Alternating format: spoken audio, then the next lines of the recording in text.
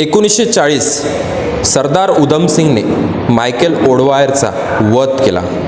1940 वैयक्तिक सत्याग्रहाला सुरुवात.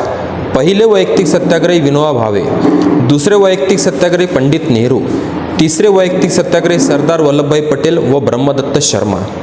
या घटनेपर्यंत आपण इतिहासाचा भाग 7 पाहला. आज ऐकणार आहोत इतिहास भाग 8 स्पर्धा परीक्षा मित्र योगेश वानखेडे सोबत. नमस्कार. 14 जुलै 1942 वर्धा ठराव. वर्धेला हा जो ठराव झाला या ठिकाणी 12 कलमी कार्यक्रम मांडण्यात आला. 9 ऑगस्ट 1942 चले जाव आंदोलनाला सुरुवात. मुंबईच्या गवालिया टँक मैदानावरून. या मैदानावर महात्मा गांधीजींनी करा किंवा मरा, डू ऑर डाय ही घोषणा दिली. 1942 क्रिप्स मिशन. क्रिप्स मिशनचं वर्णन महात्मा गांधीजींनी बुडत्या बँकेचा पुढील तारखेचा चेक असे केले.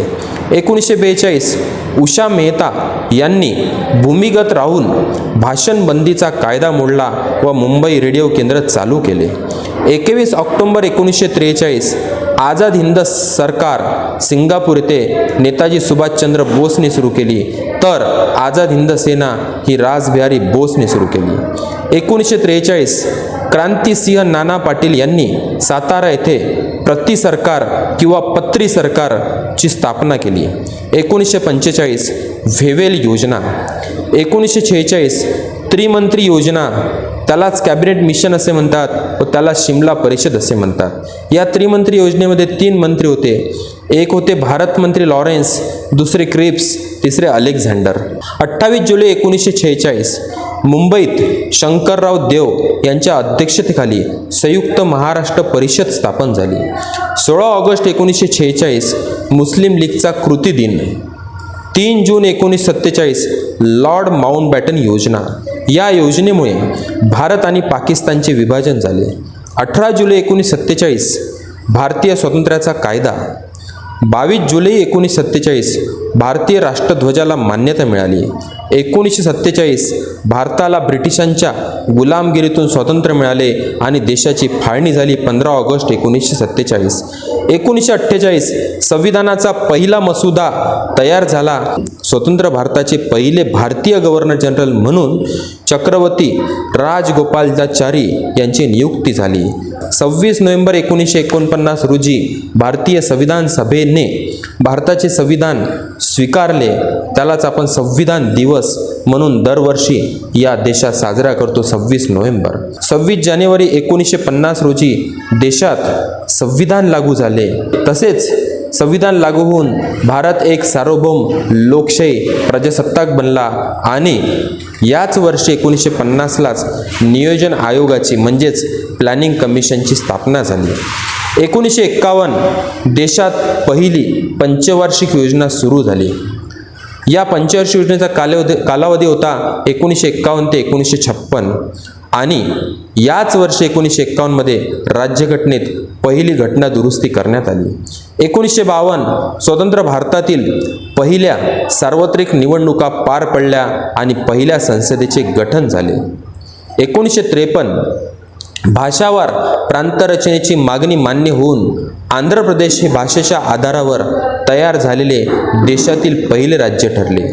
तसेच 1953 नागपूर करार झाला, ज्या अन्वये विदर्भ महाराष्ट्रात समाविष्ट करण्याचे ठरले. 1956 राज्य पुनर्रचना कायदा 1956ला संमत झाला आणि यानुसार 14 राज्य व 6 केंद्रशासित प्रदेशांची निर्मिती करण्यात आली.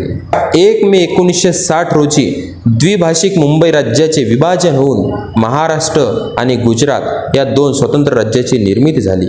1961 भारतीय सैन्याने ऑपरेशन विजय अंतर्गत पोर्तुगीजांच्या ताब्यातून गोवा, दमण आणि दीव मुक्त केले. 1962 भारत आणि चीन दरम्यान सीमावादामुळे युद्ध झाले, ज्याचा भारतीय परराष्ट्र धोरणावर मोठा प्रभाव पडला 1962ला. 1965 भारत आणि पाकिस्तान दरम्यान दुसरे मोठे युद्ध झाले, ज्याची सांगता पुढे ताश्कंद कराराने झाली.